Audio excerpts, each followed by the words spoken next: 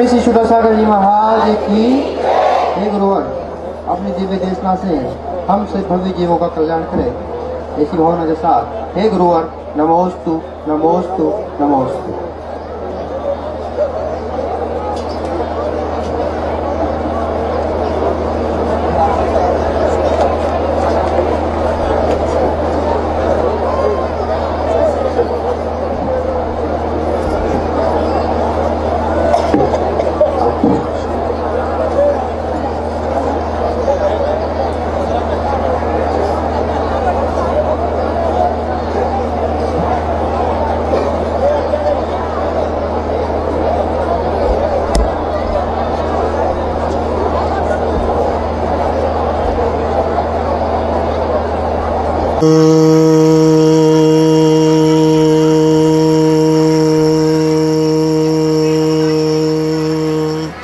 अरिहन्तार्णं नमो अरिहन्तार्णं नमो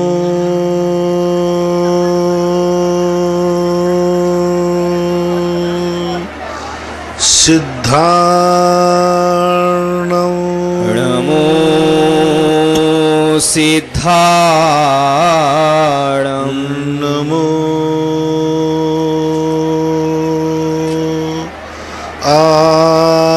आयर्याणं नमो आयर्याणं नमो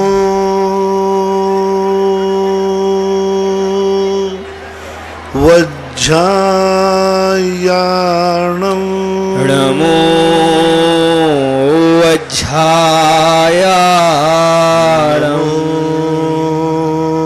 लोये सव्यसाहूर्णं नमो लोये सौवसाहूणम्। पंच परमेष्टि भगवान की जय हो। आचार्य श्री गुरुवर कुंद कुंद महाराज की जय हो। आचार्य श्री गुरुवर विद्यासागर महाराज की जय हो। परम पूज्य मुनिपुंग श्री 108 सुधा सागर जी महाराज की। परम पूज्य मुनिपुंगव श्री निष्कंप सागर जी महाराज की। समस्त मुनि संघ की। जिज्ञासा समाधान में प्रथम प्रश्न के रूप में बुला रहा हूं मैं जयपुर से पधारे हुए श्रीमान गुरु भक्त JK जैन साहब आए, अपनी जिज्ञासा मुनिश्री के चरणों में रखें। सागरमल जी जैन टोंग, इसके बाद है सुनीता जैन आवा एवं अक्षरा जैन टोड़ा राय सिंह। जिनके नाम बोले हो आगे आ जाए तुरंत।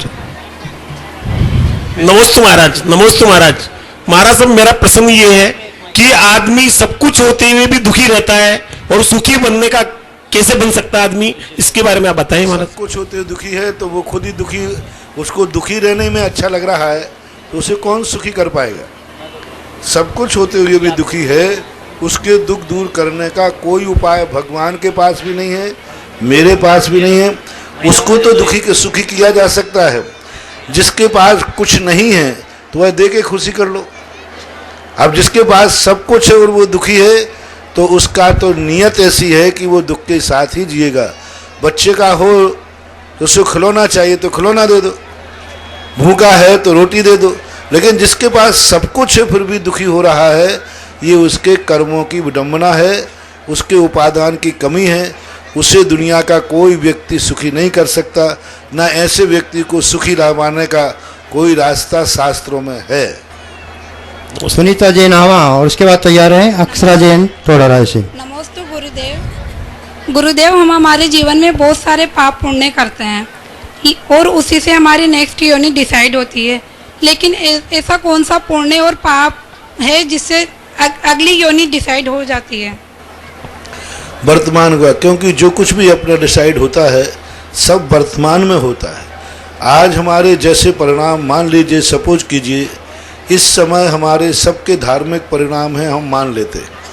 सबके तीर्थ क्षेत्र पर परिणाम है, सब प्रवचन सुन रहे हैं, अभिषेक कर रहे हैं। तो इस समय नियत हो रहा है कि यदि हमारा मरण हुआ तो अपन सब देवगति में ही जाएंगे। नियत है वर्तमान में, जो कुछ भी नियत होना है भविष्य का, सब वर्तमान में प्रत्येक सेकंड में हमारी नियत रहता है। जिस समय हमारे जैसे परिणाम चल रहे हैं उस समय हमारी नियत धारा वैसी ही होती है। अतीत में हमने जैसा किया था आज वर्तमान में मिल गया, अब वर्तमान में अपन जैसा करेंगे भविष्य में मिलेगा। इस मामले में हमारा वर्तमान ही भविष्य का निर्धारण करने वाला है। हमें जो कुछ भी भविष्य में मिलना है उस सब की फाइल आज वर्तमान में ही बनती है। इसलिए हम साधु संत लोग आप लोगों से कहते हैं कि अपने परिणाम धर्ममय रखो। इसलिए नहीं कि आज तुम्हारा सुखी हो जाएगा, इसलिए कल तुम्हारे सुखी होने की फाइल आज तैयार कर लेना चाहिए। पेपर जिस समय है उसी समय पढ़ाई करना पड़ती है कि पेपर देने के पहले पढ़ाई करना पड़ती है? नहीं, पेपर देते जाओ, पढ़ते जाओ, किताब भी रख लो और लिखते भी जाओ, तो वो परीक्षा नहीं कहलाती। पेपर बाद में होता है, पढ़ाई पहले होती है। इसी प्रकार अगला भाव जो हमारे हमें क्या मिलेगा वो मेरी परीक्षा है। लेकिन वो सारा निर्धारण हमारी जो इतनी लंबी जिंदगी मिली है वह तारीख बाई तारीख मिलेगा, क्रम बाई क्रम भी मिल सकता है। आज हमने अच्छे परिणाम किए तो अगले भाव में हमारा जो बैलेंस बैठेगा एक दिन हमारे बुरे परिणाम होंगे, बुरा कार्य होगा। आज हमने अच्छा किया है तो कितने भी बुरे दिन चल रहे होंगे लेकिन एक दिन मेरा अच्छा चलेगा। यानी जिस क्रम से तारीख बाई तारीख अपने अच्छे बुरे कर्मों को हम डायरी में लिख सकते हैं कि आज मेरे मन में अच्छा भाव आया कि बुरा भाव आया, बराबर वही का वही छाप आपको आगे निर्धारित करेगी। नमस्ते गुरुदेव। अगला नाम है अक्षरा जैन, उसके बाद तैयार हैं जय कुमार यजमेरा जयपुर और यशवंत गोयला। नमस्ते महाराज, नमस्ते महाराज, नमस्ते महाराज। मेरी यह जिज्ञासा है कि जब हम किसी महाराज से नियम लेते हैं, अगर उसे निभा नहीं पाते तो फिर क्या करें? वो फिर तुम्हें इतना ही दंड मिलेगा कि तुम्हारी मैडम ने स्कूल में होमवर्क दिया और तुम नहीं कर पाए तो दूसरे दिन क्या होता है, बोलो ना, डंडे पड़ते हैं। तो इसी प्रकार नियम लेकर के तोड़ोगे तो कर्म के द्वारा तुम्हारे लिए दंडित किया जाएगा, तुम्हें दुख दिया जाएगा। जैसे मैडम डांटती है ऐसे ही कर्म तुम्हें डांटेगा, परेशान करेगा, दोष लगता है। नमस्ते महाराज। नमस्ते महाराज जी। महाराज जी, मेरा प्रश्न यह है कि जो वेदी के आगे कांच लगे होते हैं तो उनसे भगवान की ऊर्जा रुकती नहीं है क्या? पहली बात तो मंदिर में जो कांचों का काम होता है बहुत ही गलत है।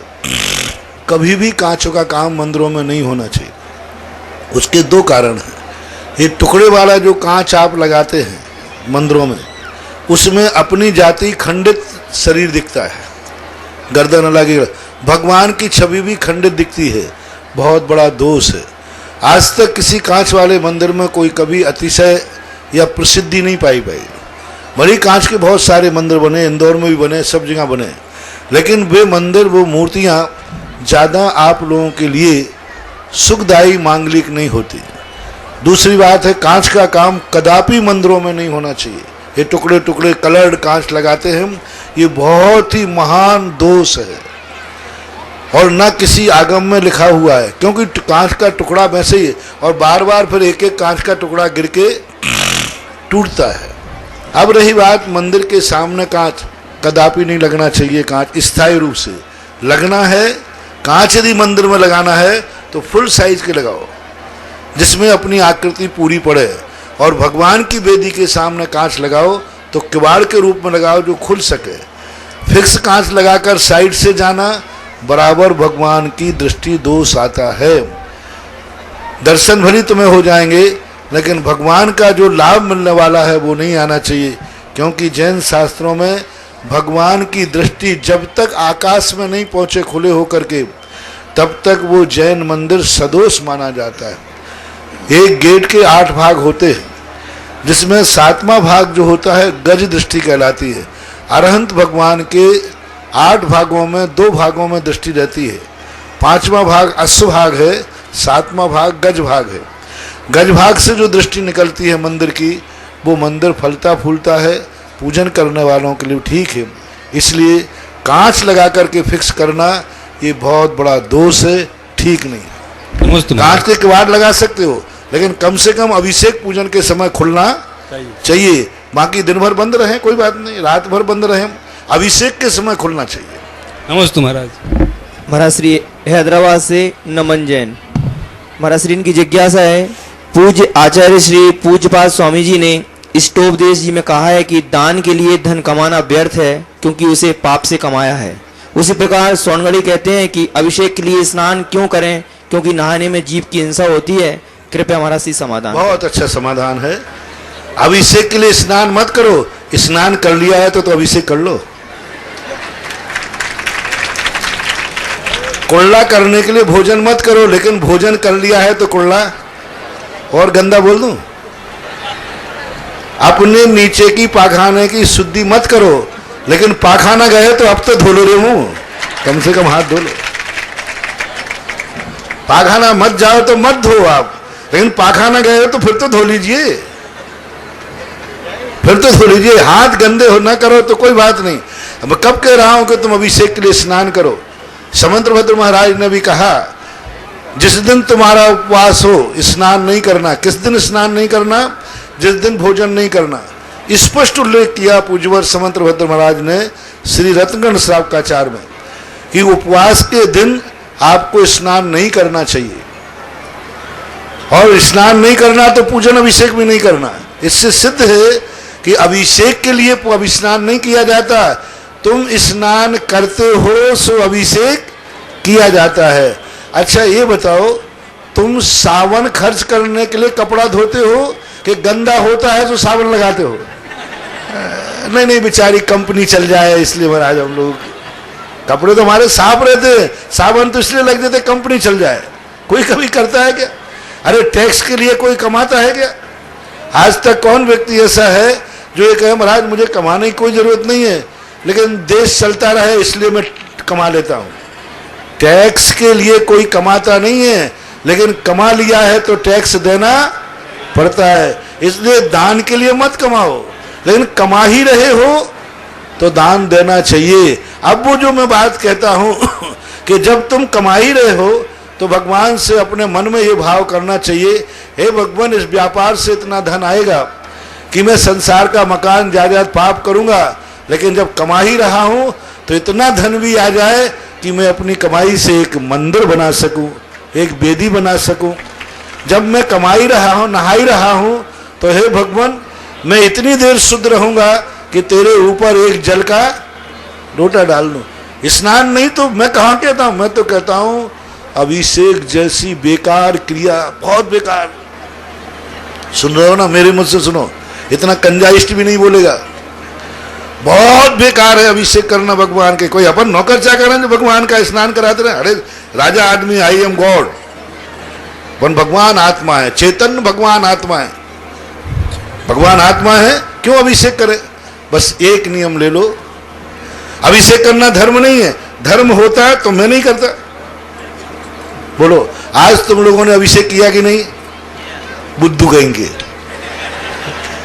तुम पहले महाराज से कहते महाराज पहले आप करो, आप नहीं कर रहे हो तो मुझे क्यों फंसा रहे हो? हाँ बिल्कुल पक्का है। दो चीजें अपने पास दी जैन दर्शन है, या तो स्नान मत करो या अभिषेक मत करो। स्नान नहीं किया है तो अभिषेक की कोई जरूरत नहीं है। मैंने तो दो में से एक चुना, हमारी भी चॉइस दी थी, या तो आप स्नान बंद कर दो नहीं तो अभिषेक चालू करो। तो मैंने तो सोचा कौन झगड़े पंटे पड़े, इनको रोज को नहाओ। अपन ने तो स्नान ही छोड़ दिया, झगड़ा डंडा खत्म। सुनो रे, तुम भी यही नकल कर लो, आज से अभिषेक बंद। गारंटी मेरी है तुम्हें कोई पाप लग जाए, गारंटी मेरी है तुम्हें कोई दोष लग जाए। बस आज के बाद स्नान नहीं करना तुम, और स्नान नहीं करे तो भोजन भी नहीं करना, ध्यान रखना। तो स्नान नहीं तो भोजन नहीं, भोजन नहीं तो पूजन नहीं। कितनी मूर्खतापूर्ण बातें करते। अरे जब स्नान पाप कर लिया है, कौन व्यक्ति है जो कीचड़ लग जाए और फिर यदि वो स्नान नहीं करे तो उसकी चमड़ी फट जाएगी। स्नान के पाप को धोने के लिए आपको अभिषेक कहा गया है। आप भोजन पानी में जो आप पाप करते उसको धोने के लिए पूजन कहा गया। आप धन कमाने के लिए दुनिया के पापों में, आरंभ, परिग्रह में, राग रंग में, शौक में खर्च करते हो, उस पाप को धोने के लिए धर्म कार्य में दान देने को कहा गया। हम पापों में खर्च नहीं करते तो हम दान भी नहीं देते, लेकिन पापों में जब तुम खर्च कर रहे हो, जो व्यक्ति जितने संसार के पापों में खर्च करेगा उसे उतना बड़ा दान भी देना पड़ेगा। जो व्यक्ति जितनी बड़ी कमाई करेगा उसको टैक्स भी उतना ही बड़ा देना, सीधी सी बात है। इसलिए दान के लिए मत कमाओ, कमा लिया है तो दान दे दो। मंदिर के लिए मत नहाओ, लेकिन नहा लिया है तो अभिषेक कर लेना। केकड़ी से अक्षत जैन। गुरुदेव, हमारे देश में साक्षरता और शिक्षा का स्तर बढ़ तो रहा है, परंतु संस्कार क्षीण होते जा रहे हैं। तो गुरुदेव, ऐसा किस वजह से हो रहा है और इसका क्या समाधान हो सकता है? कृपया समाधान। शिक्षा का स्तर बढ़ रहा है, बहुत अच्छा है, लेकिन शिक्षा का स्तर बढ़ाने वाला कौन है? पढ़ाने वाला कौन? मांसाहारी है। पढ़ाने वाला कौन है? तुम्हारा देशद्रोही है। पढ़ाने वाला कौन है? जो तुम्हारी संस्कृति को मिटाने वाला है। तो आप पढ़ तो रहे हैं, लेकिन आप कहाँ रह करके, मान लीजिए आप स्नान तो कर रहे हैं, लेकिन गंदगी में बैठ के स्नान कर रहे हैं। स्नान कर रहे हैं लेकिन बैठे कहाँ हैं? गंदगी में। तो बोलो स्नान माना जाएगा? तो आज जो संस्कार विहीन स्थिति बन रही है वो इसी का मूल कारण है कि हमारे लिए लोग पढ़ाने वाले कौन है? मांसाहारी, गुटखा खाने वाले, शराब पीने वाले, देशद्रोही। कॉन्वेंट आप बना रहे हैं। इन कॉन्वेंटों में जाके क्या है? जिन्होंने हमारे देश को 100-100 साल तक शोषण करके खोखला किया, हमारे मुनियों को कत्लेआम किया, हमारे मंदिरों को खंडर किया, हमारी संस्कृति को समाप्त किया, हमारे साधु संतों के विहार निषेध कर दिए। आज वही लोग आकर के हमारे देश में शिक्षा देंगे तो वे कभी शिक्षा देश के हित में नहीं दे सकते। इसलिए इसी कारण से हम आप लोगों से कह रहे हैं कि आप उच्च शिक्षा प्राप्त करें, लेकिन किसी कॉन्वेंट में अपने बच्चे न भेजें। आप खुद अपना स्कूल खोलिए और अपने बच्चों को पढ़ाइए। इसका संदेश ऋषभ देव ने अपने घर में अपनी ब्राह्मणी सुंदरी अपने बच्चों के लिए अपने सामने बैठ करके पढ़ाया। तो आप लोगों को कम से कम सामने बैठना नहीं हो सकता है तो ऐसे स्कूल में भेजिए। दो तरीके हैं, उच्च शिक्षा भी प्राप्त होगी और संस्कार भी होगा। पहला तरीका ये हो कि जिस स्कूल में का मैनेजमेंट मांसाहारी होगा, जिसका कल्चर भारतीय संस्कृति के विरुद्ध होगा, जिसके देवता का, भगवान का जन्म और निर्माण भारत में नहीं हुआ है, ऐसा व्यक्ति यदि स्कूल खोलेगा तो उसमें हम अपने बच्चे को नहीं पढ़ाएंगे। जिनके भगवानों का जन्म भारत में नहीं हुआ और ना ही निर्माण भारत में हुआ है, ऐसे लोगों के स्कूल के लिए संस्कार भारत में जगह नहीं मिलना चाहिए। दूसरा बात, वो खुद मांसाहारी हैं, आपका पैसा लेके जाएंगे। जब वे अपने घर में शादी विवाह करेंगे तो वो कॉन्वेंट वाले जो ट्रस्टी हैं वे कितने मुर्गे काटेंगे। अभी एक स्कूल में गया, मैं स्कूल देखा, रास्ते में 1200 बच्चे थे और मैंने पता किया कि सारा मैनेजमेंट मांसाहारी था और वो उनका बिजनेस था, व्यापार था, और उससे पैसा कमा करके वो शादी विवाह करते हैं, खुला मांसाहार करते हैं। तो ये पैसा कहाँ से आता है? उस स्कूल में 1200 में से 800 जैनी थे। अब 800 जैन बच्चों की जो फीस है वो फीस आपकी मांसाहार में जा रही है। तो इसलिए आप लोगों को चेतना चाहिए, अपने स्कूल खोलें। अपने खुद की समाज है, 10-25 गांव मिलकर के एक स्कूल खोल लीजिए और उसको इतना अच्छा स्कूल बनाइए कि तुम्हारा बच्चा, तुम्हारे समाज के लोग उस बच्चे को कॉन्वेंट में भेजने का भाव भी त्याग देवें, उससे अच्छा है। जब वो बिल्डिंग अच्छी बना सकते तो हम क्यों नहीं? जब वे अच्छे टीचर रख सकते तो हम क्यों नहीं? और सबसे बड़ी टीचर की विशेषता होती है कि विद्यार्थियों से पूछिए। मैं आमा विद्यालय के मैनेजमेंट से कहना चाहूंगा, कोई है मैनेजमेंट वाला यहाँ? अभी बाहर काम है, कि आप हर महीने 2 महीने के बाद बच्चों की मीटिंग लीजिए और बच्चों से लिखित में लीजिए, उनको डांटो मत कि आपको क्या समस्या है, आप क्या चाहते हैं, और उस पर मीटिंग बैठ करके आत्मनिरीक्षण करें। टीचरों से आप पूछिए, आप बच्चों के माता पिताओं की 1-2 महीने में लीजिए और उनसे पूछिए कि आपके बच्चे को तकलीफ क्या है, क्या परेशानी है। उनसे पूछ करके उन पर सुधार कीजिए तो आप अपने बच्चों को उच्च शिक्षा देते हुए भी संस्कार दे सकेंगे। अन्यथा ऊंचे जाकर के ये सब नीच आचरण करने वाले हैं। देवली नगर पालिका अध्यक्ष श्रीमती रेखा जैन, महाराज श्री इनकी जिज्ञासा है, महाराज जी हम कुदेव कुशास्त्र व कुगुरु मिथ्यात्व को तो छोड़ देते हैं, किंतु आत्मा व शरीर को अलग अलग कैसे जाने, कृपया कर समाधान करें।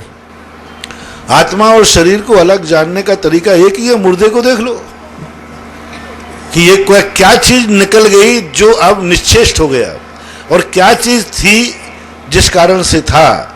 और आत्मा अरूपी होने के कारण से हमारे मति शुद्ध ज्ञान का विषय नहीं है। ये तो मात्र केवली भगवान के द्वारा कथित जो आत्मा का स्वरूप है उस स्वरूप पर श्रद्धान करना, और शरीर का जो स्वभाव है जगत काय स्वभाव हुआ संवेग वैराग्यार्थम, इस शरीर का जो स्वभाव अपन सब जानते हैं, इस स्वभाव को समझ करके भेद विज्ञान करना चाहिए। नागपुर से बीएन जैन, महाराज श्री जब धारणा ध्यान करते हैं तो धारणा अपने शरीर व चेहरे की आकृति पर करनी चाहिए, अथवा जो आत्म आकृति का सिद्ध भगवंतों की आकृति पर करना चाहिए, और कर्मों के ध्यान हेतु किन बीजाक्षरों का ध्यान करना चाहिए, कृपया समाधान करें। जब भी धारणा होती है भगवान के ऊपर जो धारणा की जाती है वो धारणा ध्यान नहीं कहलाता, वो तो चिंतन कहलाता है। धारणा ध्यान जो है अपने स्वयं के शरीर पर स्थापित किया जाता है, अपने शरीर को तद्रूप किया जाता है। जैसे जो अच्छा साधक होता है और मूर्ति की प्रतिष्ठा करना चाहता है तो जितने मंत्र मूर्ति पर स्थापित करता है उसके पहले वह ध्यान में सामायिक में उन अक्षरों को, उन मंत्रों को अपने शरीर पर स्थापित करता है, और शरीर पर स्थापित करके उनका ध्यान करता है। उसके बाद जाकर के उन बीजाक्षरों को मूर्ति पर स्थापित करता है। इसलिए धारणा ध्यान में अपने स्वयं के शरीर के अंदर जो आत्म प्रदेशों का आकार है वहीं ही स्थापित करना चाहिए। दिल्ली से जिज्ञासु जैन, इनकी जिज्ञासा है, महाराज श्री मुनि श्री अरिहंत भगवान वीतराग गुरु और जैन धर्म व्यवहार सम्यक दर्शन है या व्यवहार सम्यक दर्शन के कारण, यदि कारण है तो व्यवहार सम्यक दर्शन किसे कहते हैं, कृपया समाधान करें। व्यवहार सम्यक दर्शन का अर्थ ही होता है कि इन तीनों को स्वीकार कर लेना, तीनों को पहचान लेना। इनका जो कथन है वह अक्षरता सत्य है। पूज्यवर समंत भद्र महाराज ने आप लोगों को कहा ना, इदमेवो दृश्यमेवो तत्वम नान्यान्न चान्न था। इदमेवो का अर्थ क्या, जैसा भगवान ने कहा है, वीतराग प्रभु ने कहा है, तत्व वैसा ही है और इसी प्रकार है, अन्य नहीं है, अन्य प्रकार नहीं है। इसे सम्यक दर्शन कहते हैं। व्यवहार सम्यक दर्शन निश्चय सम्यक दर्शन में कोई ज़्यादा फर्क नहीं है। व्यवहार सम्यक दर्शन का अर्थ नहीं लेना कि ऊपर ऊपर से। व्यवहार सम्यक दर्शन का अर्थ भी है 7 प्रकृतियों का क्षय उपशम। निश्चय सम्यक दर्शन का मात्र इतना ही सा अर्थ जान लेना चाहिए जो मुनिराजों को होता है, जहाँ पर देवसायत गुरु की श्रद्धा नहीं, जो उन्होंने कहा है उसको जब वो आत्मा में उतारने के लिए ध्यान करते हैं वो वीतराग सम्यक दर्शन, निश्चय सम्यक दर्शन कहलाता है। निश्चय सम्यक दर्शन जो होता है सामान्य कुंदकुंद भगवान के अनुसार, पूज्यवर वीर सेन स्वामी महाराज के अनुसार 11वें और 12वें गुणस्थान में होता है। 11वें और 12वें गुणस्थान के नीचे व्यवहार सम्यक दर्शन ही है। कुछ आचार्यों ने 7वें गुणस्थान से निश्चय सम्यक दर्शन माना, 6ठे तक व्यवहार सम्यक दर्शन माना। और व्यवहार सम्यक दर्शन जो है मात्र ऊपर ऊपर से मत लेना, व्यवहार का अर्थ भी है जो निश्चय का कारण है। निश्चय सम्यक दर्शन मुनियों को होता है यानी 7वें गुण स्थान में, और व्यवहार सम्यक दर्शन गृहस्थों को होता है, 5वें गुण स्थान वर्ती को होता है, 6ठे गुण स्थान वर्ती मुनिराज को होता है। ब्यावर से सुरवीराव का, महाराज श्री शास्त्रों में लिखा है, गुरुओं के मुख से भी सुना है कि रात्रि भोजन नहीं करना चाहिए, लेकिन वैज्ञानिक दृष्टिकोण से रात्रि भोजन से क्या हानि है, कृपया समाधान करें। विज्ञान से खुद पूछो, जो अच्छे वैज्ञानिक होते वे कभी रात में नहीं खाते, बड़े बड़े डॉक्टर रात में नहीं खाते। और सीधा सा सिद्धांत में तुम्हें एक छोटी सी भाषा में समझ जाओगे, उजेला कितना भी हो, सूर्य के प्रकाश में कोई मच्छर नहीं आते, लेकिन हैलोजन जलता है तब तो असंख्यात जीव पड़ते। दूसरा शारीरिक वैज्ञानिक कारण यह है कि आपने यदि सुबह 8 बजे भोजन किया है तो आपको भूख कितनी जल्दी लगाती है?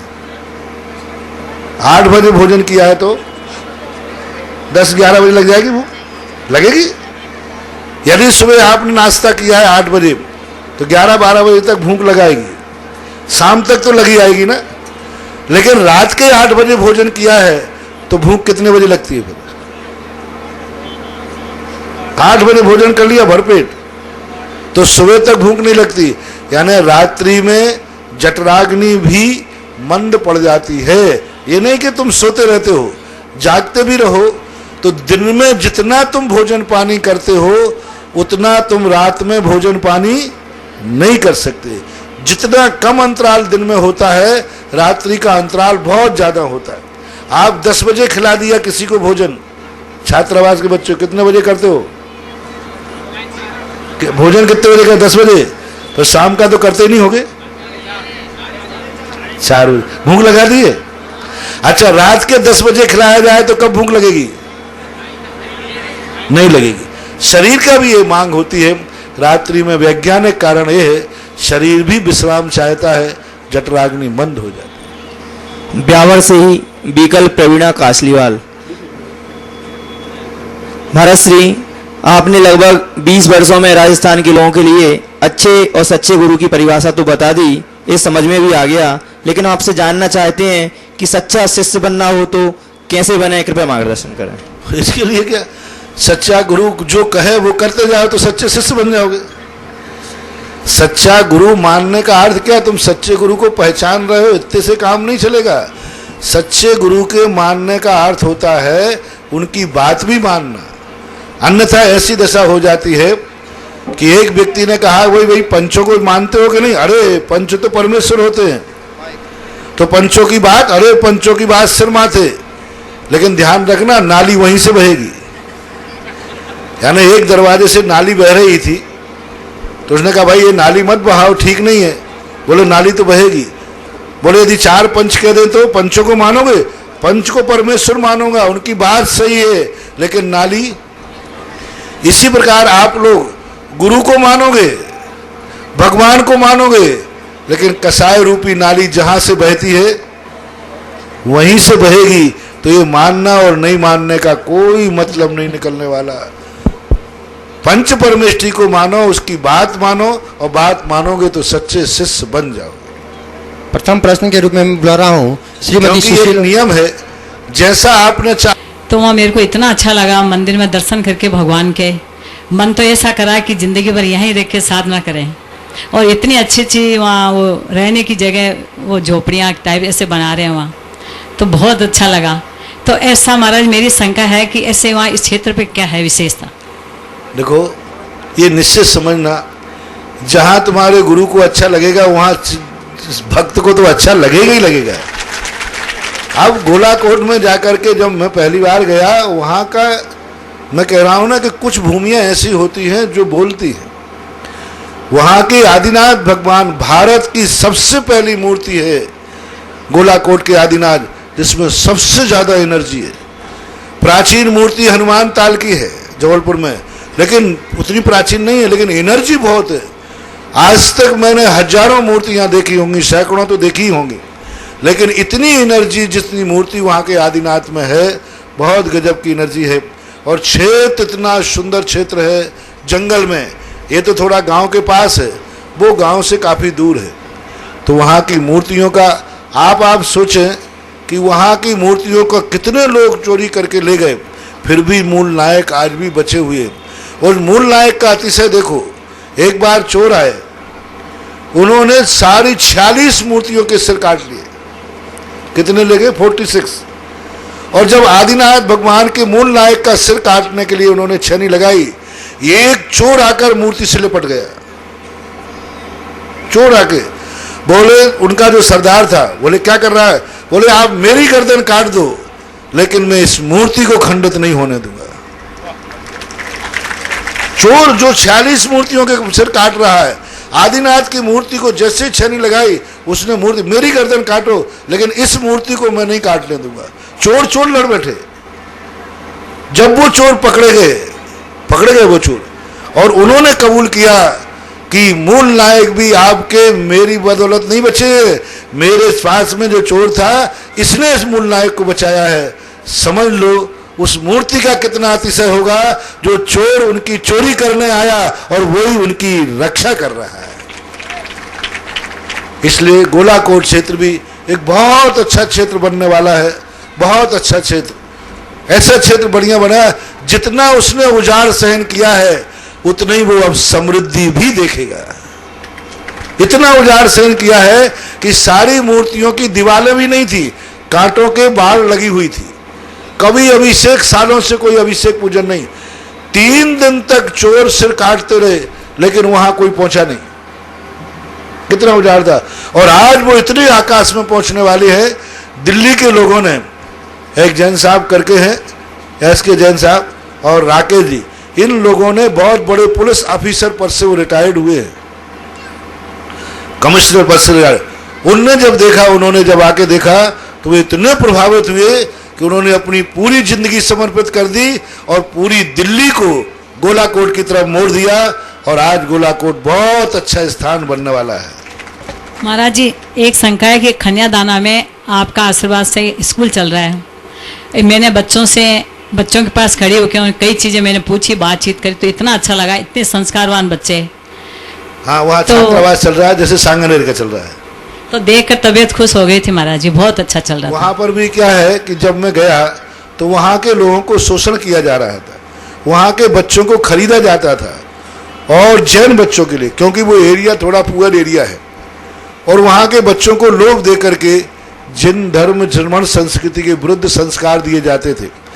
तब वहाँ पर मैंने समझा, विनय भैया ब्रह्मचारी थे, उनके लिए मैंने बहुत अच्छा कहा कि कैसे भी कुछ बने। सांगानेर के अंदर में एक शाखा वहाँ खोली गई है और सांगानेर के अंदर में ही वो कार्य कर रहे हैं। आज वहाँ के करीब 80 बच्चे लगभग वहाँ पर अध्ययनरत है और जैन धर्म के संस्कार ले रहे हैं। महाराज, धनाढ़ बच्चे नहीं पढ़ सकते उनमें सब है? अच्छे बच्चे पैसे वालों के नहीं पढ़ सकते वहाँ? क्यों नहीं पढ़ सकते? पैसे वाले भेजें तो सही। अब पैसे वाले भेजते नहीं, मैं करूं क्या?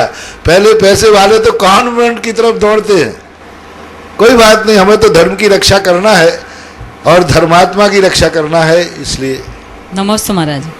मीनाक्षी कंजोलिया कोटा, और उसके बाद तैयार हैं पंडित प्रशांत शास्त्री सांगानेर एवं पंडित अभिषेक शास्त्री सांगानेर। नमोस्तु महाराज जी। द्रव्य संग्रह में आया है कि सिद्ध परमेष्टि में भी उत्पाद, व्यय और द्रव्य ये किस अपेक्षा से होता है? क्योंकि सिद्ध परमेष्टि का द्रव्य का स्वभाव है ध्रुवती, दृश्यति, अध्रुवत, प्रतिक्षण परिवर्तन करना।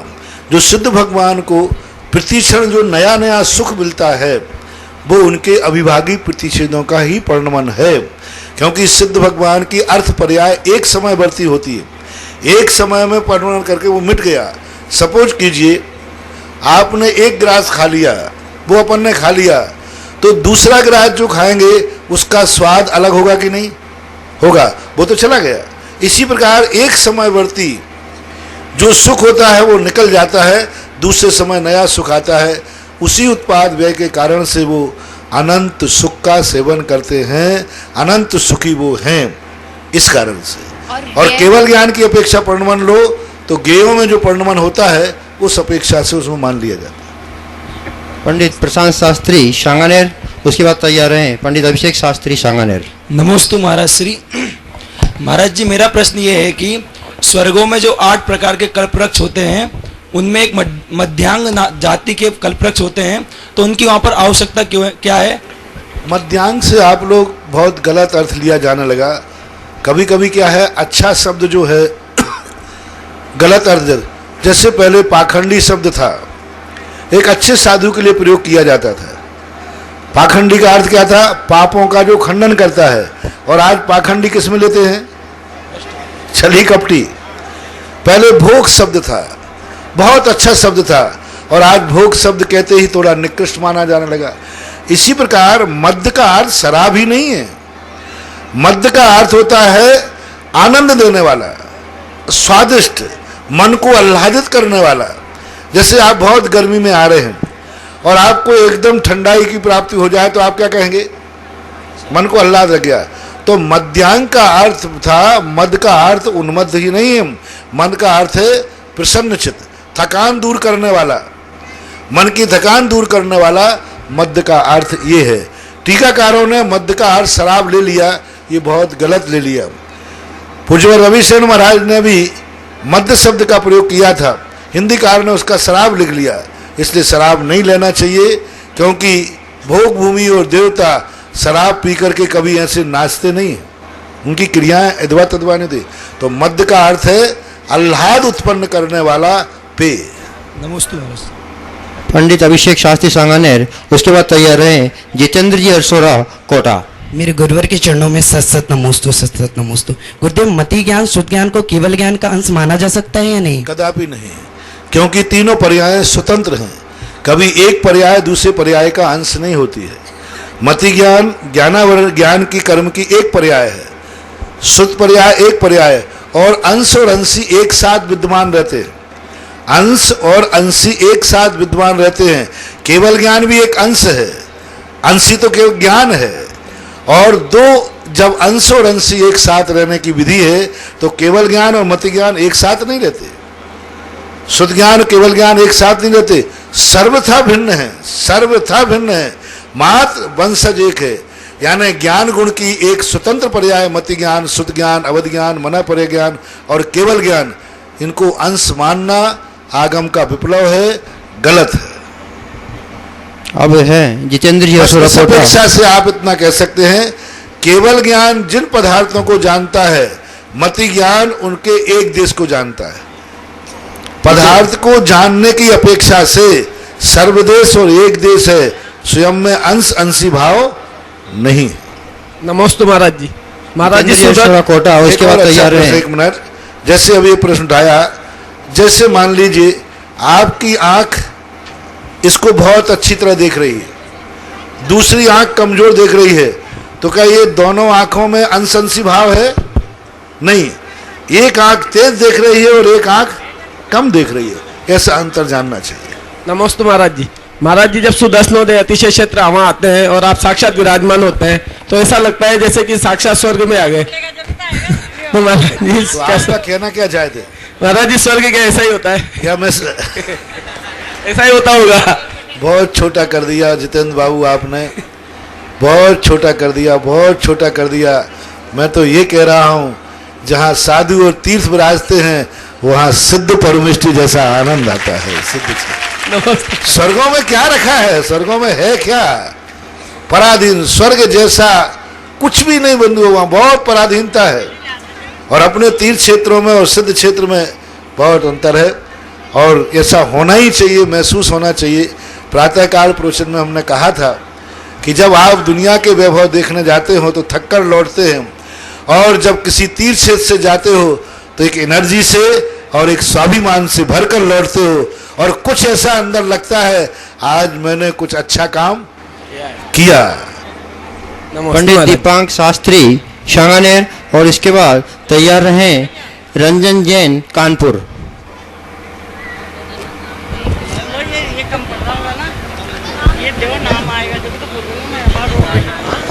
नमस्ते गुरुवर। गुरुवर, मेरा प्रश्न ये है कि पुलाक मुनि है, उनका गुणस्थान छठा सातवां कहाँ है? पुलाक मुनि है, उनका गुणस्थान छठा सातवां कहाँ है, जबकि उनके चारित्र में दोष लगता है क्वचित कदाचित। तो वर्तमान में जो मुनि हैं जिनके 28 मुगुण पल भी नहीं रहे, फिर भी वो अपने आप को पुलाक का अर्थ मत मानो। पुलाक का अर्थ होता है किसी कीड़े ने आकर घुन लगा दिया। पुलाक यानी घुनगी, तो वो स्वयं ने नहीं लगाया। गेहूं, पुलाक का अर्थ मत लेना कि स्वयं गेहूं खराब है, किसी कीड़े ने आकर उसमें घुन लगा दिया। इसी प्रकार किसी मजबूरी बस, किसी राजा के द्वारा, किसी कर्म के वशीभूत होकर कुचित कदाचित दोष लगता है, वे पुलाक हैं। आज तो शौक से दोष लगा रहे, आज तो शौक से सारा परिग्रह रख रहे, और एक आध दिन नहीं निरंतर चल रहा है, तो फिर वो पुलाक की कोटि में नहीं आता है। और दूसरी बात, यदि उसको लिया भी जाए तो फिर उस स्थिति में एक मूल गुण हो तो हो, सारे मूल गुण खंडित हो जाते। तो ये उनका सुछंदवाद है, ऐसा नहीं लेना चाहिए। रंजन जैन कानपुर और इसके बाद तैयार है महेंद्र जैन असुरा बूंदी एवं श्रीमती निर्मला जैन कोटा। मुनिश्री नमोस्तु नमोस्तु नमोस्तु। एक गतिबंध क्या होता है और ये त्रिभाग में पड़ता है और जो अनकॉन्शियस हो जाते हैं तो उनका गतिबंध वो कहलाता है जो एक समय में प्रति समय होता है। मैंने अभी कहा था ना, जिस समय हमारा जैसा परिणाम चल रहा है गतिबंध वैसा ही है। लेकिन आयुबंध वो कहलाता है जिस समय आयुबंध हो जाए उसको फिर टाला नहीं जा सकता। गतिबंध तो चलता रहता है, कभी नरक कभी त्रियंज कभी मनुष्य, लेकिन आयुबंध यदि हो गया तो फिर उस समय जाना पड़ता है। आयुबंध त्रिवली में बनता है। अपने जीवन के 3 भाग करो, उसके 2 भाग निकल जाने के बाद आयुबंध का समय आता है। लेकिन गतिबंध जन्म से लेकर मृत्यु तक प्रति समय बनता रहता है। नमस्ते नमस्ते। परम पूज्य गुरुवर के चरणों में कोटि कोटि नमोस्तु। गुरुदेव, मेरा प्रश्न है कि जब ऐसे धार्मिक आयोजन जैसे वेदी प्रतिष्ठा, पंच कल्याणक, महामस्तकाभिषेक ऐसे आयोजन होते हैं जिनमें जो पात्रों के रूप में क्रियाएं करते हैं, धार्मिक क्रियाओं के रूप में कार्य करते हैं, उनको तो पुण्य होता ही होता है। लेकिन ऐसे कार्यक्रमों में जो कार्यकर्ता दिन भर अपने व्यवस्था को जुटाने में लगे रहते हैं, क्या उनको भी पुण्य का संचय होता है? इसको ऐसे मान लीजिए, एक मुनिराज मुनि दीक्षा लेकर के अपनी साधना करते हैं तो मुनि तो अपने आत्म कल्याण कर रहे हैं, लेकिन जिन आचार्य मुनि के लिए इस योग्य बना रहे हैं, उनकी चिंता कर रहे हैं, वे तो कार्यक्रम करने वाले मुनि जो कार्य कर रहे हैं, अभिषेक पूजन कर रहे हैं, वे मुनि के समान हैं, और जो व्यवस्था कर रहे हैं वे आचार्य के समान हैं। नमस्ते गुरुदेव। नमस्ते। अपना नाम है श्रीमती निर्मला जैन कोटा, पारसचंद परिवार और उसके बाद तैयार रहे। उनको बहुत बड़ा पुण्य लगता है, क्योंकि इतने सारे लोगों की व्यवस्थाओं को मैनेज करना, इतनी सारी व्यवस्थाओं को कोई तकलीफ नहीं हो जाए। आप तो एक दिन में आके बैठ गए, वे तो 8 दिन से लगे हुए हैं कि यात्री आएगा उनको परेशानी नहीं हो, उनको कोई दिक्कत नहीं हो, तो उनका सदुपयोग निरंतर उनको पुण्य का बंध होता है। करने वाले से भी कई गुना ज्यादा मैनेजमेंट को पुण्य का बंध होता है। श्रीमती निर्मला जैन कोटा, पारसचंद परिवार और इसके बाद तैयार हैं पंडित आनंद शास्त्री शांगानेर। नमोस्तु महाराज, नमोस्तु महाराज, नमोस्तु महाराज, नमोस्तु महाराज जी। मैं कोटा से आई हूँ महाराज जी। एक पाठ में आया कि मतलब दुख का अभ्यास ही मानव सुख पर अधिकार जमाता है। दुख का अभ्यास ही मानव सुख पर अधिकार जमाता है। और अमावस की 14 को आदिनाथ बाबा भक्तों को राह बताते। महाराज जी कैसे? हमने ये पंक्ति पहली बार ही सुनी है कि अमावस्या को आदिनाथ भक्तों को राह बताते हैं। मैंने शास्त्रों में तो कहीं अमावस की 14 को बाबा। ये सब कोई आगम नहीं है, कोई शास्त्र नहीं है, ये मार प्रोपोगंडा है, ये मार तुम्हें गुमराह करने वाले को है। ये सब है कि शनि अमावस्या को मुनि सुब्रत नाथ का विशेष फल मिलता है। महाराज जी किसी ने शनि अमावस्या के दिन मुनि सुब्रत नाथ विशेष आशीर्वाद देते हैं। ये सब तुम्हारे शास्त्रों में तो मुझे ऐसा कुछ नहीं मिला, और जो शास्त्रों में नहीं है उस संबंध में मैं कुछ बोल नहीं सकूंगा। और महाराज जी दुख का अभ्यास ही मानव सुख पर अधिकार जमाता हो कैसे? तो क्योंकि वो तो उसका अधिकार है। तो कैसे दुख में जीने वाला व्यक्ति सुख नहीं चाहेगा तो क्या दुख चाहेगा? हर दुखी व्यक्ति सुख चाहता है। हर व्यक्ति दुखी है तो चाहता है तो यही कि मुझे सुख मिल जाए।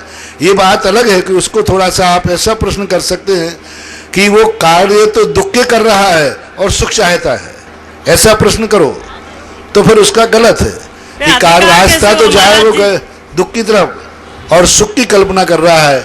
बीज वो बबूल के और फल चाह रहा है आम के, तो इस अपेक्षा से आप महाराज जी वो अधिकार वाली बात बता रहे हो, भाई अधिकार का क्या मतलब? अधिकार समाधान मैंने कर दिया।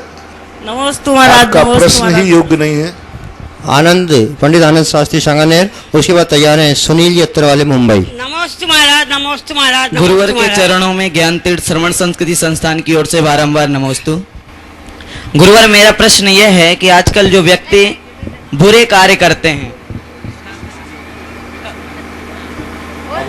आजकल जो व्यक्ति बुरे कार्य करते हैं वह कार्य बहुत ही हानिकारक होते हैं और उनके लिए समझाया जाए कि यह कार्य मत करो और वह उनके मरण अर्थात उनका मरण भी करा सकते हैं, उनके लिए इतना हानिकारक होते हैं, परंतु वे व्यक्ति इस प्रकार कहकर टाल देते हैं कि एक दिन तो सभी को मरना है, तो उस व्यक्ति को हम कैसे समझाएं? उस व्यक्ति को समझाने की जरूरत नहीं है, उसको और मरने के लिए बहुत अच्छी तरह जल्दी मर जाना चाहिए।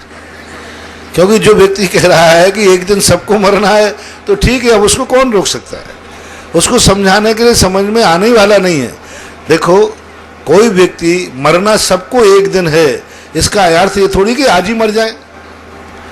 कल सबको, और ये कहना चाहिए कल सबका भोजन, उसको ऐसे समझाओ, एक कुतर कहलाता है, खड़े रहे, कुतर कहलाता है, कल सबका भोजन छूटेगा कि नहीं? बोलो, छूटेगा मरने के बाद, तो आज ही भोजन छोड़ दो ना। एक दिन अपना पानी छूटेगा कि नहीं? तो पानी छोड़ दो ना। एक दिन एक कपड़े छूटेंगे कि नहीं? तो आज ही छोड़ दो ना। एक दिन घर छूटेगा कि नहीं? बोलो, छूटेगा, तो आज ही छोड़ दो ना। लेकिन तो उन व्यक्ति को, हाँ, उन्हीं व्यक्तियों से कह रहा हूं मैं, उनको एक कुतर के साथ ऐसा उत्तर दो कि बेटा कल भोजन छोड़ना है तो आज ही छोड़ो, कल पानी छूटेगा तो आज ही छोड़ो, कल कपड़े छूटना है तो आज ही छोड़ो, और कल के दिन यदि तुम्हारा मरण होना है तो फिर आज ही मर जाओ, देरी क्यों कर रहे हो?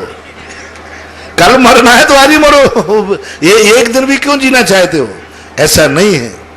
जो चीज कल छोड़ना है छूटेगी, लेकिन आज उसका सदुपयोग करना है, उसका दुरुपयोग नहीं करना। ऐसे बात। नमस्ते। सुनील अत्तर वाले मुंबई, और उसके बाद तैयार है श्रीमती उषा जैन जयपुर। इस युग के महान तीर्थ जीर्णोद्धारक संत के चरणों में कोटि कोटि नमोस्तु। गुरुवर, जिस प्रकार आचार्य श्री ने आपको इधर राजस्थान की धरा में भेजकर पूरे क्षेत्रों का एकदम शानदार तरीके से जीर्णोद्धार किया है, इसी प्रकार क्या ऐसे महाराष्ट्र और कर्नाटका नगरी में कुछ अपने ज्ञान से आप बता सकते हैं? हमारे आचार्य श्री हर व्यक्ति को अलग अलग स्थानों भेजते हैं। आपके महाराष्ट्र में भी हमारे भाई बंधु, हमारे महाराज लोग, नियम सागर जैसे हमारे ज्येष्ठ महाराज, और भी हमारे अनुज अक्षय सागर जी, और भी 2-4 महाराज ऐसे हैं जो महाराष्ट्र में बहुत अच्छा विहार कर रहे हैं, प्रभावना कर रहे हैं। वो अपनी शक्ति अनुसार धर्म को संभाल रहे हैं। आपको जो मिला है उसी का उपयोग करिए। नहीं गुरुदेव, जिस प्रकार इस राजस्थान की धरा को आपने धन्य धन्य कर दिया, देखो ये सब इस प्रकार कुछ अपने ज्ञान से, ये सब मेरे अधिकार में नहीं है, ये पूज्य गुरुदेव के अधिकार में है। किस एसपी को कहाँ ड्यूटी लगाना है, हाँ, किसको कहाँ लगाना है, ये अधिकार, हम तो पतंग हैं, डोर आचार्य श्री के हाथ में है। कोटि कोटि श्रीमती उषा जैन जयपुर, और उसके बाद तैयार हैं पंडित अंशुल शास्त्री शांगानेर। नमोस्तु गुरुवर। महाराज जी, मेरा प्रश्न ये है कि ऐसा कौन सा पुण्य था कि मैं आवा नगरी की बहू बनी, और मेरी एक इच्छा है कि मैं रिटायरमेंट के बाद यहाँ आके रहूं और मेरा अंतिम क्षण शांतिनाथ बाबा के चरणों में गुजरे, और अंत में मुझे गुरुदेव का सानिध्य मिले। इसके लिए मैं क्या प्रयत्न करूं? क्या सबसे बड़ा तो है कि आमा की बहू बनी, ये तो सौभाग्य था, लेकिन बाद में जयपुर भाग गई, ये दुर्भाग्य है। यानी पूरे परिवार के साथ, और सबको धीरे धीरे सबको बुला लिया, पूरे को, क्योंकि एक के बाद अपने जीवन में आमा का उस समय जो पोजीशन थी, उस समय पोजीशन भागने लायक ही थी, और अब आमा की पोजीशन भागने वालों को पुनः लौटने लायक हो गई है। जिस समय आप लोग यहाँ से गए हैं, उस समय पोजीशन ऐसी ही थी। एक गांव था, एक छोटा सा स्थान था। बड़ा दुर्भाग्य के साथ कहना पड़ रहा है कि आमा के दिगंबर जैनी भी दिगंबर धर्म भूल चुके थे। ये अपने आप को दिगंबर ही नहीं मानते थे। ये कहते थे मैं दिगंबर, इन्होंने साधना दिगंबर की छूट गई, सबको छूट गए, और शुद्ध दिगंबर थे। आकर के इनको पुनः दीक्षित किया, पुनः ओरिजिनल। इन लोगों की हमें कुंडलियां निकाल के देना पड़ेगी, तुम्हारे दादा क्या थे। राजस्थान में मुझे बहुत कई मेहनत करना पड़ी, कई लोग जैन धर्म छूट गया, बोले महाराज हम तो जैन है ही नहीं। फिर उनकी बामन से कुंडली निकलवाई, मैंने कही तेरा दादा देख ये शुद्ध जैन था। पुनः उनको जैन में कन्वर्ट किया, तो अब आज अच्छे दिन आ गए, भावना भाव हो सके तुम्हारे पुनः लौटने का समय हो जाए। नमोस्तु महाराज जी। नमोस्तु गुरुवर। गुरुवर, महान पुण्य के दारी तीर्थंकर 63 सलाका पुरुषों में श्री कृष्ण महाराज को नरकायु का बंध किस कारण से हुआ था? ये नियोग पूर्वक स्थिति होती है, उसको नियोग के रूप में ही लेना चाहिए। वे 3 लोक के नाथ बनेंगे, उनकी एक प्रकार से 3 लोक की स्थिति बनेगी। वे तीर्थंकर बनेंगे और त्रिलोकी नाथ बनेंगे। अभी ना उनको ऐसा कोई बंध की जो स्थिति बनती है, कुछ लोगों की नियोग पूर्वक होती है। ऐसे प्रश्नों को अपने सार्वजनिक दिमाग में न रखें तो अच्छा है। महाराज, उनको नरकायु का आश्रय कैसे हुआ था? कह दिया ना मैंने।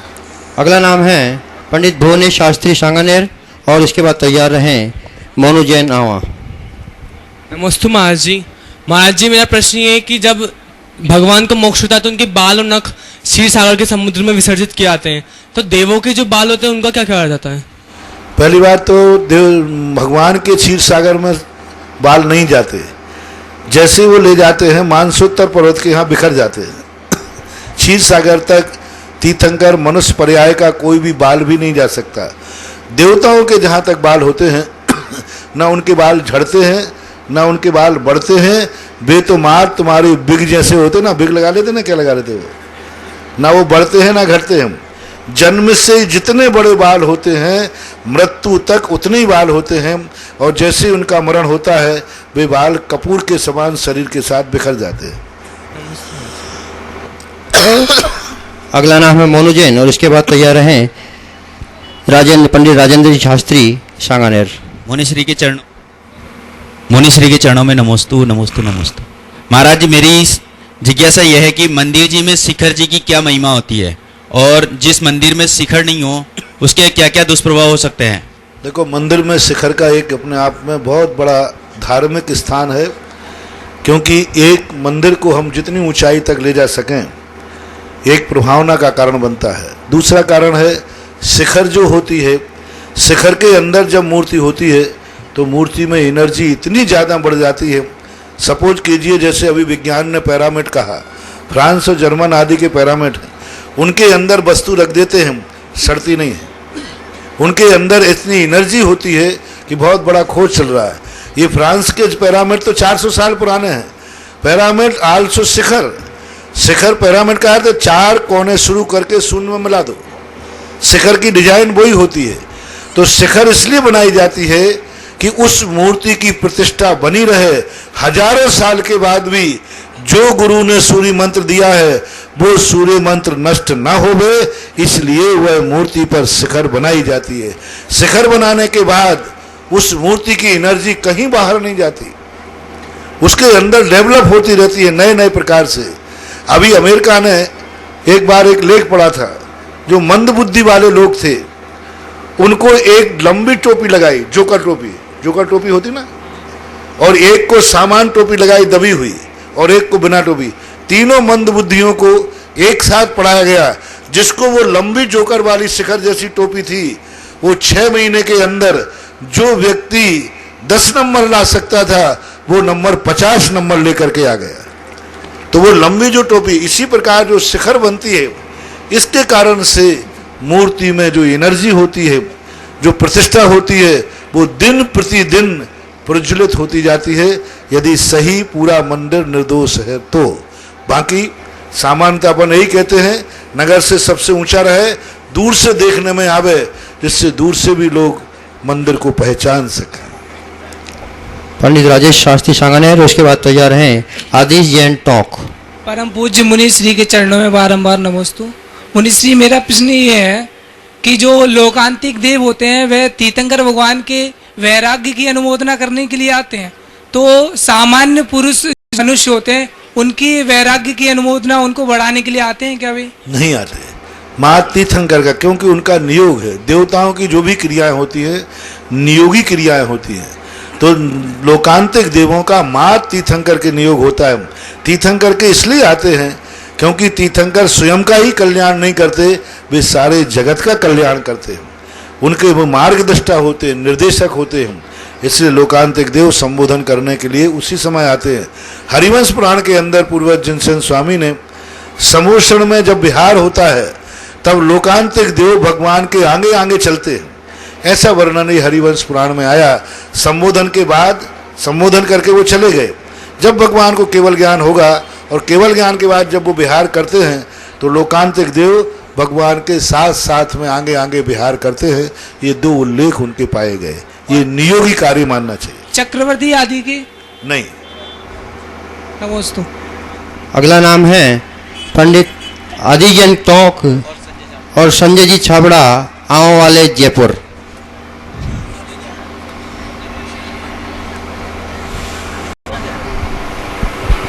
गुरुदेव के चरणों में कोटि कोटि नमस्तु नमस्ते। गुरुदेव, हम आवाम वालों की इच्छा है कि हमारे आवाम वालों की सबकी हमारा नियोग कब बनेगा कि हम गुरुदेव का चतुर्मास इस धरा पे करा सकें। हमारा पुण्य कब बनेगा कि हमारे गुरुदेव का चतुर्मास हो। 7 साल से निरंतर तीर्थ यात्रियों को भोजन करा रहे हैं। नहीं गुरुदेव, और यार तीर्थ के लिए इतनी महिमा मंडित कर दिया। पुण्य तो है ही। बड़े आदमियों की किसी भी नियत को अपन घोषित नहीं कर सकते। तीर्थंकर आचार्य गुरु महाराजों की कोई भी हम दावा नहीं कर सकते कौन कब कहाँ कैसा हो जाएगा। इसलिए यह जो आपका प्रश्न है ये अनियत विहार के सामने उसका कोई समाधान नहीं हो सकता। जिस दिन इस धरा का लोगों का पुण्य आ जाएगा उस दिन अपने आप साधु संतों के वर्षा योग भी हो जाते हैं, क्योंकि वर्षा योग साधु संतों के हाथ में भी नहीं रहते। गुरुदेव, कभी तो होगा, ऐसी संभावना तो है। मैं सर्वज्ञ नहीं हूँ। नमस्ते गुरुदेव, नमस्ते। अगला नाम है श्री मोतीलाल जी जैन देवली और उसके बाद तैयार रहें पंडित अनुभव शास्त्री शांगनेर। नमोस्तु स्वामी जी, नमोस्तु स्वामी जी, नमोस्तु स्वामी जी। महाराज से मेरा प्रश्न न तो कोई धार्मिक है, न कोई सामाजिक है, न कोई सांस्कृतिक है। मेरा ऐतिहासिक प्रश्न है। महाराज से महावीर स्वामी के जितने भी शिष्य थे उनमें एक शिष्य का नाम गोसाल था। वो पहले तो महावीर स्वामी के साथ उनका। बहुत अच्छा, समझ गया मैं आपका प्रश्न, क्योंकि आप खुद ऐतिहासिक हैं देवली के। एक गौशालक नाम के शिष्य की चर्चा आती है। ये दिगंबरों में इसकी कोई चर्चा नहीं, दिगंबर शास्त्रों में इसकी चर्चा नहीं है। श्वेतांबरों के भी कुछ कथानकों में ऐसा आया है। एक भगवान महावीर स्वामी पर अनंतर योगी वीरेंद्र कुमार बम्बई वालों ने लिखा है। उस उपन्यास के अंदर गौशालक का उल्लेख किया। तब मैंने पता किया कि गौशालक कहाँ से आया है, तो श्वेतांबर की कुछ उत्तर कथाओं में उसका नाम मिलता है। वो नियतवाद के मिथ्या मत का संस्थापक था। महावीर स्वामी तो मौन हो जाते दीक्षा के बाद, लेकिन वो जबरदस्ती बन गया और भगवान के प्रति इतना श्रद्धालु हो गया, इतना श्रद्धालु हो गया जैसे कभी कभी आप लोग हो जाते कि अपन को तो महाराज का आशीर्वाद ले लिया, अब गाड़ी छोड़ दो, ना तो ब्रेक लगाना है और ना आंख खोलना है। भगवान के क्या बोलते भजन, तेरे ही भरोसे भंवर में नैया डाल दी। बस इसी भजन का वो समर्थक था कि मैंने तो तेरे भरोसे सब डाल दिया। एक दिन क्या हुआ, उसके मन में आया कि आज मुझे, हे भगवान महावीर स्वामी, यदि आप मेरे सच्चे भगवान हो, मैं आपका सच्चा शिष्य हूं, तो आज मुझे भोजन में खीर मिलना चाहिए, खीर मिलना चाहिए, और नहीं मिला तो आप कच्चे हैं, सही भगवान नहीं है। तो वो सारे नगर में घूम के आया, किसी ने खीर नहीं दी, खीर मिली नहीं। तो फिर वो लौट के आगे कहता है, भगवान तुम्हारे हाथ में कुछ भी नहीं है, जिस समय जैसा जिसके द्वारा जहां होना है वैसा ही होगा। तो नियतवाद का संचालक था गौशालक। और उसके बाद उसने महावीर को छोड़ दिया और इस बात की धारणा बना ली कि कोई भगवान किसी का कोई करता धरता नहीं है। भगवानों के सामने इच्छा करने से कुछ नहीं होता है, जो जिस समय जैसा होना है वैसा होगा। ऐसा 363 मत का मत में एक नियतवाद का संस्थापक था। आज भी गौशाला के भक्त लोग हैं, ये तो पूछ रहा हूँ। आज भी गौशाला यही कहता था, जिस समय जहां जिसके द्वारा होना है, ऐसा कुछ लोग आज भी यही कहते हैं, जो जिस समय जहां जैसा होना है तो उनको गौशाला के अनुयायी मान लेना चाहिए। उन्होंने अलग से एक पंथ बना, लेकिन दिगंबर में अलग से कोई गौशाला महावीर का शिष्य था, ऐसा उल्लेख जैन पुराणों में, दिगंबर जैन पुराणों में नहीं मिला। नमोस्तु स्वामी जी, नमोस्तु स्वामी जी। पंडित अनुभव शास्त्री सांगानेर, उसके बाद तैयार है जय कुमार जी अजमेरा जयपुर। गुरुवर के चरणों में बारंबार नमोस्तु।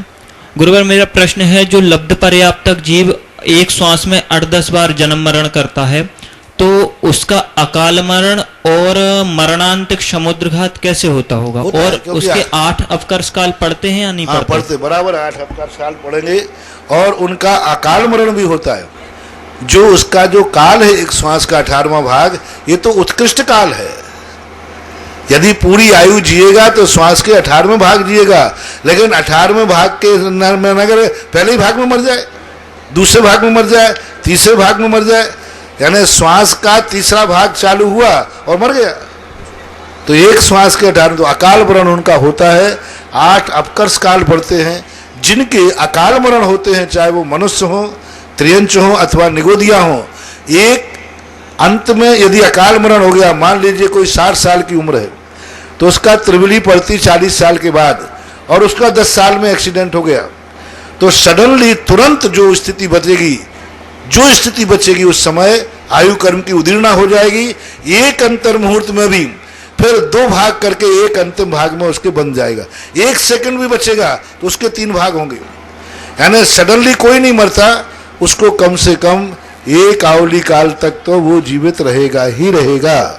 महाराज जी, उसका अकाल मरण कैसे होगा? किन कारणों से होगा? यहाँ पे तो अकाल मरण बादल नाम कर्म का होता है, दूसरे टकराता है, अपन ने ऐसा हाथ पड़ मला, खून के अंदर निगोदिया जीव मर गए, हवा के द्वारा, गर्मी के द्वारा, सर्दी के द्वारा, ताड़त के द्वारा निगोदिया जीव के बादल नाम कर्म का उदय है।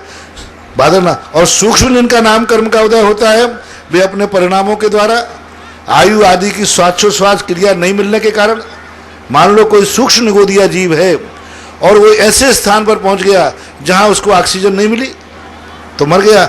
सूक्ष्म निगोदियों का भी अकाल मरण है, बादल निगोदियों का भी अकाल मरण। मरणांतिक समुद्रघात वैसे ही करेंगे जैसे उनका आयु बंद हो जाएगा, और मरण के एक अंतर मुहूर्त पहले मरणांतिक समुद्रघात करेंगे और करके वापस विश्राम करेंगे, फिर मरण को प्राप्त हो। श्रीमान राकेश जी मड़िया बूंदी आए गुरुवर के चरणों में अपना समाधान रखे। हम उसके बाद तैयार हैं राकेश जी मड़िया कोटा, उसके बाद तैयार हैं पंडित अंकित शास्त्री सांगानेर। अंकित शास्त्री।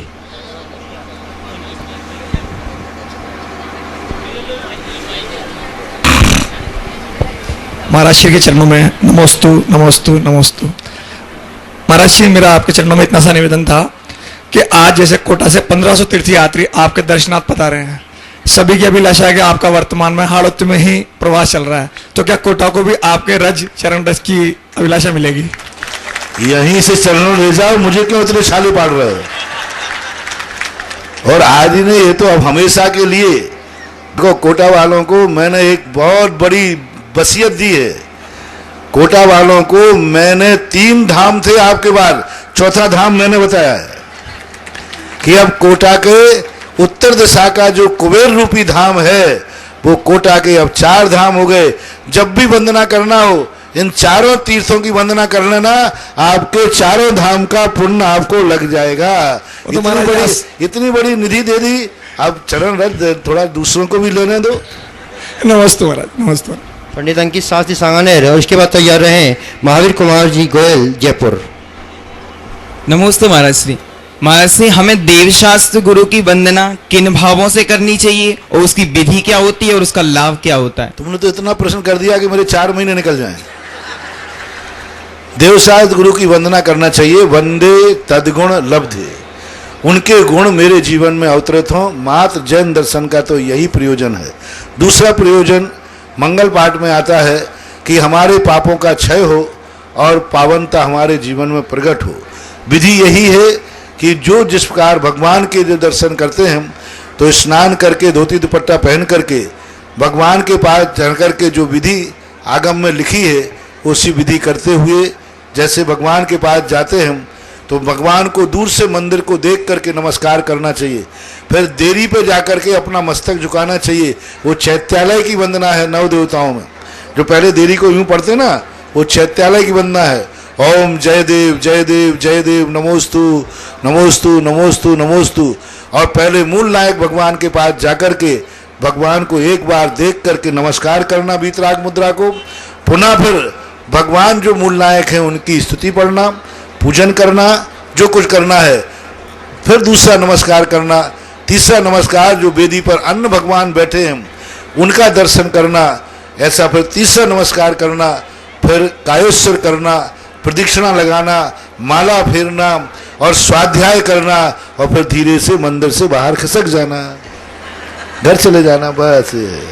अगला नाम है महावीर कुमार जी गोयल जयपुर, और उसके बाद तैयार है। सबसे बड़ा काम करना चाहिए, देखो मंदिर के जाने की विधि तो हर व्यक्ति पूछता है, लेकिन मंदिर से लौटने की विधि क्या है ये नहीं पूछता। सबसे बड़ी महत्वपूर्ण विधि है जाने की नहीं, लौटने की। जब आप मंदिर से लौटे, पूरे मंदिर में स्वाध्याय परिक्रमा करके एक बार पुनः मूल नायक के पास जाइए और 7 कदम सीधे आप पीछे चलिए, पीठ मत दिखाइए। 7 कदम आप भगवान की तरफ मुंह करके थोड़ा साइड से देखते हुए चलें, और पुनः एक शब्द बोलना चाहिए, पुनः दर्शनम भूयात। हे भगवान, मैं पुनः शीघ्र आपके दर्शन करके पधारूं, ऐसा कहकर के ही मंदिर से बाहर निकलना चाहिए। महावीर कुमार जी गोयल जयपुर, उसके बाद तैयार हैं अजय जैन अलीगढ़ एवं डॉक्टर संतोष जैन कोटा। नमोस्तु भगवान, नमोस्तु भगवान, नमोस्तु भगवान।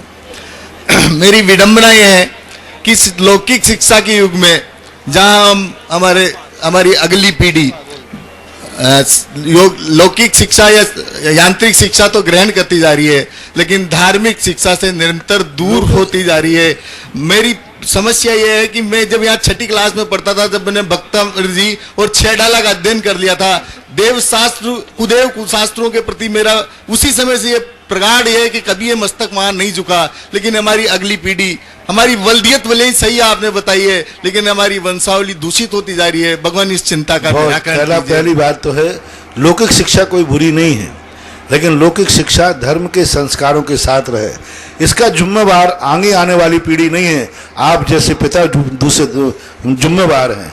क्योंकि आपको जब 6ठी क्लास में भक्तांबर याद हुआ तो आपने अपने बच्चे को 6ठी क्लास में भक्तांबर क्यों नहीं पढ़ाया? आप बड़ा होने के बाद पढ़ाओगे तो वो पढ़ेगा नहीं। तो गलती आज की युवा पीढ़ी की बिल्कुल भी नहीं है, जितनी गलती है सब गार्जियन की है।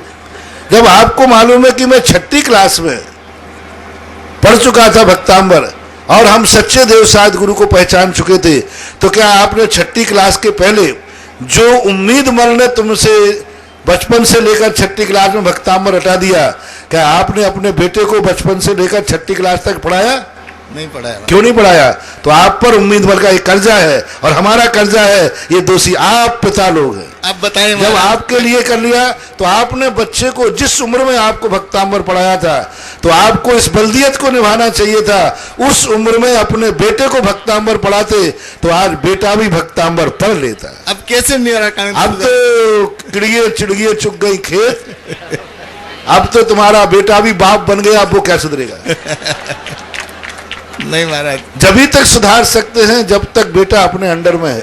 छोटी उम्र के अंदर बच्चों को, इसलिए पाठशाला में बच्चों को कहता हूं कि 5 साल से लेकर 15 साल के बीच में, मात्र 5-7 साल के लिए बच्चे को पाठशाला भेज दीजिए, उसकी सारी जिंदगी संभल जाएगी। लौकिक पढ़ाई पढ़ने के लिए 25 साल पढ़ता है, और मेरी धर्म की तब भी वो 25 साल पढ़ने के बाद भी उसको नौकरी मिलेगी, ये कोई नियम नहीं है। और मेरे यहाँ यदि 5-7 साल पाठशाला में पढ़ गया तो ये गारंटी है वो अपने कुल को कभी कलंकित नहीं करेगा, ये पक्का है। इसलिए उम्र निकल गई छोटे, अब कम से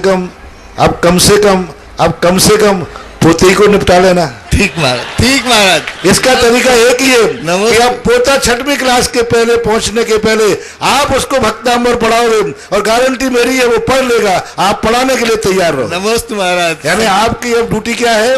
बेटों में जो चूक हुई है वो अब पोतों में चूक नहीं करना, ऐसा हर दादा हर पिता को आज संकल्प करना चाहिए। नमस्ते महाराज। अजय जैन जी अलीगढ़ एवं डॉक्टर संतोष जैन कोटा, उसके बाद तैयार है।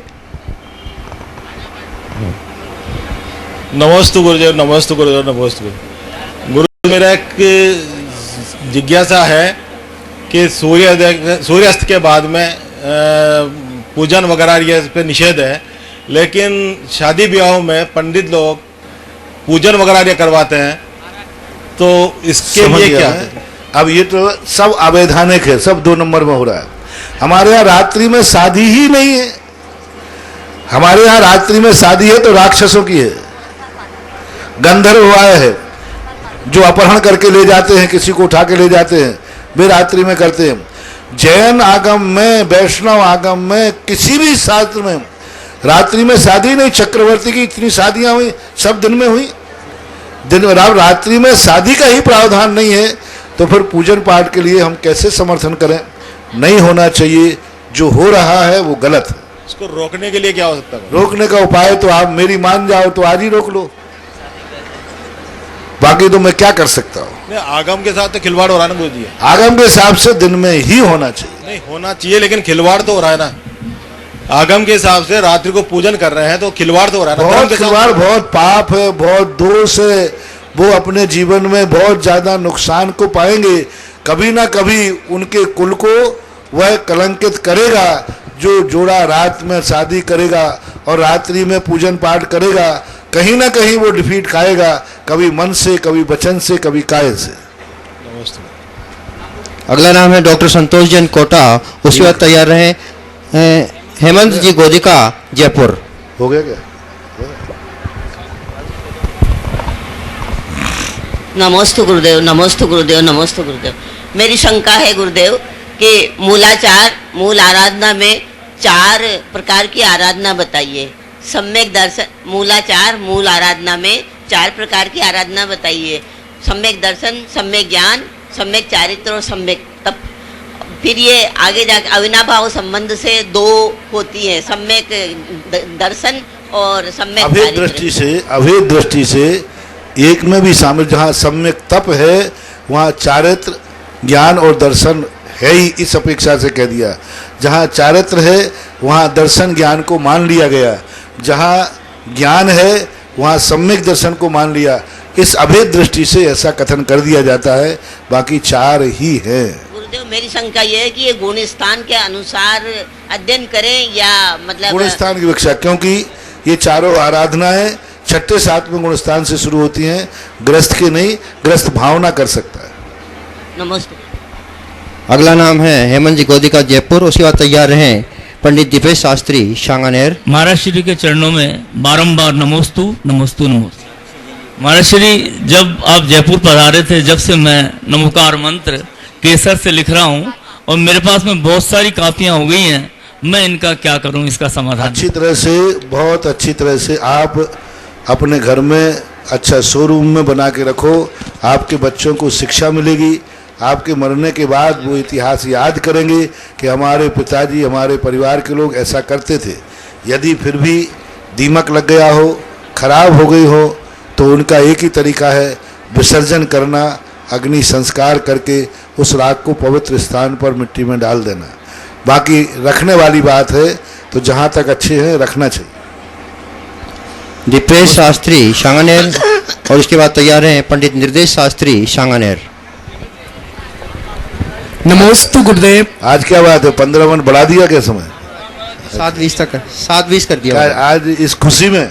हाँ चलो चलो। नमोस्तु गुरुदेव। गुरुदेव, आज्ञा चक्र और विशुद्धि चक्र क्या होता है और ये जिन बिंब में कहाँ पर होता है? जैन दर्शन के अनुसार आज्ञा और विशुद्धि चक्र, आनंद चक्र, ये सब। अभी देखो एकदम नहीं उठे। देखो तुम उठ रहा हो तो मैं भी बंद कर, मुझे क्या लेना देना है, मेरा तो और सब। बैठ जाइए। कोई व्यक्ति नहीं उठे, एकदम बैठ जाए सब। सुनाई नहीं आया अभी? कोई व्यक्ति नहीं उठे। गुरुवार बोलो मैं उठ जाऊं यहाँ से?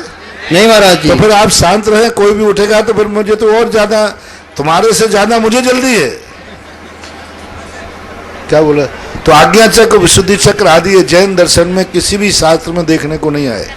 और ना ही सुखचंद्र महाराज ने ज्ञानार्णव के अंदर ये लिए, क्योंकि आज्ञा और विशुद्धि चक्र शारीरिक हैं, पौद्गलिक हैं, और जैन दर्शन पौद्गलिक क्रिया पर कोई भी जागृति, कोई भी जागरण की बात नहीं करता, क्योंकि जैन दर्शन का जो भी जागरण है वो ज्ञानावरणी कर्म के क्षयोपशम से, दर्शनावरणी कर्म के क्षयोपशम से होता है।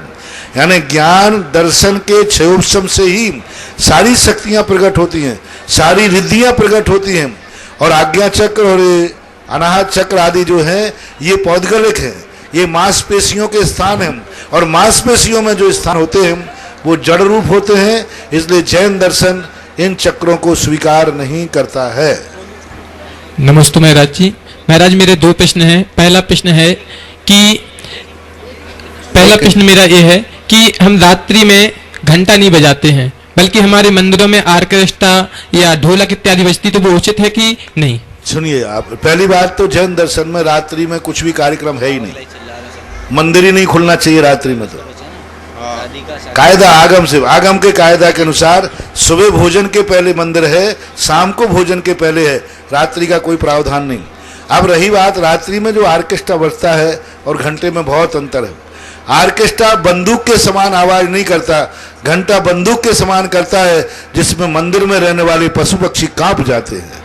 मंदिर में जो संगीत आदि बजता है उसका एक क्रम होता है, एक लय होती है, उसमें वो कांपता नहीं है। मैंने दोनों चीज़ों का प्रयोग किया, और घंटा एकदम टन उतरता है तो वो समझते हैं कोई बंदूक है, कोई चलने वाली है, इसलिए। और दूसरी बात, घंटा एक मंगल है, अष्ट मंगलों में एक घंटा आता है, उस मंगल का रात्रि में प्रयोग नहीं करना चाहिए। आर्केस्ट्रा, तबला आदि ये मंगल में नहीं आते। आर्केस्ट्रा जो है ये मंगल में नहीं आते। हारमोनियम, घंटा किस में आता है? अष्ट मंगल में। तो मंगल वस्तु का रात में प्रयोग नहीं करना। आर्केस्ट्रा वगैरह आप लोग करते हैं, वह बात अलग है। महाराज जी जो त्रिकाल चौबीसी है हमारे सुदर्शन उदय तीर्थ या दादावाड़ी में या आरकेपुरम में, त्रिकाल चौबीसी में देखने में आता कि गर्भ वगैरह नहीं है, 5 से महिलाएं पुरुष जाके दर्शन करते हैं, तो वो अभी व्यवस्थाएं बनाना चाहिए। हमारे तो यही है कि व्यवस्था बनना चाहिए, लेकिन अब आजकल फ्लैट सिस्टम है, कायदा से तो एक भगवान को एक ही मंदिर मिलना चाहिए, 72 मंदिर बनना चाहिए। ब्रह्मचारी कायदा से एक भगवान को एक मंदिर मिलना चाहिए, 72 मंदिर मिलना चाहिए। अब तुम्हारे लिए एक बिल्डिंग में 100 फ्लैट होते हैं, तो भगवान को भी फ्लैट सिस्टम हो गया है। ब्रह्मचारी चंदा जी, उसके बाद तैयार रहे सुनीता जी मड़िया, कोटा। नमोस्तु महाराज श्री, नमोस्तु महाराज श्री, नमोस्तु महाराज श्री। जब मैं 10वीं 11वीं में पढ़ती थी उस समय यहाँ पे एक मुनिराज आए थे, और उन्होंने यहाँ नरसिंह जी के बारे में महत्व समझाया था कि उसको नींबू से रगड़ करके और समझाया। तो हम लोग महिलाएं और हम यहाँ आया करते थे हर 8 दिन में एक दिन। तो कुछ समय उपरांत 6 या एक साल बाद एक जो राजेंद्र जी अग्रवाल है उनकी श्रीमती जी को स्वप्न आया था महाराज श्री कि इस भूमि में एक जिन मंदिर है और वहाँ पर एक दीपक जल रहा है और जिन प्रतिमा विराजमान है, और सीढ़ी से नीचे जा रहे थे। तो क्या वो स्वप्न का ये प्रतिफल है जो आपने जिन मंदिर बनाया या जिन मंदिर है? स्वप्न 2 प्रकार के होते हैं। एक समर्थवान व्यक्ति को जब स्वप्न आता है, स्वप्न सच्चा उसी का होता है जो उस कार्य को करने में समर्थ होता है, और जो असमर्थ व्यक्ति को स्वप्न आते हैं सब फ्रॉड है। सारे भारत में लोग स्वप्न आ रहे। एक बार अशोकनगर में एमपी में एक को स्वप्न आया कि सड़क के बाजू में भगवान है, खोद दिया, और खोदने के बाद कुछ नहीं निकला, उसको पुलिस ने अरेस्ट कर लिया। तो ये सब बेकार की चीजें हैं, फितूरियां हैं। समर्थवान को यदि स्वप्न आता है, वो खुद उस कार्य को करने में समर्थ होता है। वही जैसे कि मूला वहां पर अपने चांदनपुर के महावीर स्वामी का आया था, उसने निकाल के दिखा दिया। ऐसे स्वप्न अपने मन की धारणाएं होती हैं।